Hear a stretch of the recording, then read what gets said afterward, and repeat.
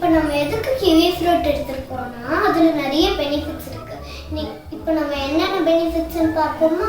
நம்மளோட டைஜஷனுக்கு ரொம்ப நல்லது, பிளட் ப்ரெஷருக்கு ரொம்ப நல்லது, நம்மளோட கண்ணுக்கு நல்லது, நம்மளோட இம்யூனிட்டிக்கு நல்லா பூஸ்ட் பண்ணி கொடுக்கும். இப்போ நம்ம என்னென்ன இன்க்ரீடியன்ட்ஸ்னு பார்ப்போமா?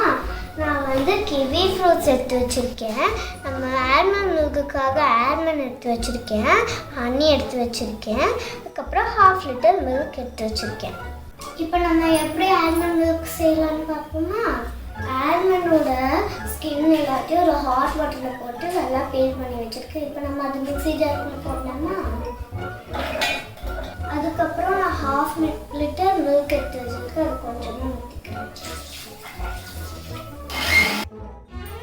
இப்போ பார்த்தீங்களா நம்மளோட ஆல்மண்ட் மில்க் ரெடி ஆயிடுச்சு. இப்போ நான் கிவியை கட் பண்ணி வச்சுருக்கேன். இப்போ நம்ம அதை ஆட் பண்ணலாமா?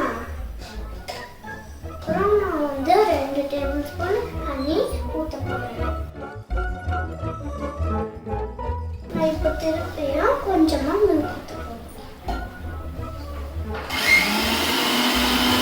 பார்த்தீங்களா நம்மளோட கிவி ப்ரோட்டீன் ஷேக் ரெடி ஆயிடுச்சு. இது மாதிரி உங்கள் வீட்லேயோ செஞ்சு நீ சொல்லுங்க. பொடி பனியாரம், add oil, add mustard, add முரட்டால், add அரண்டால், add onion, add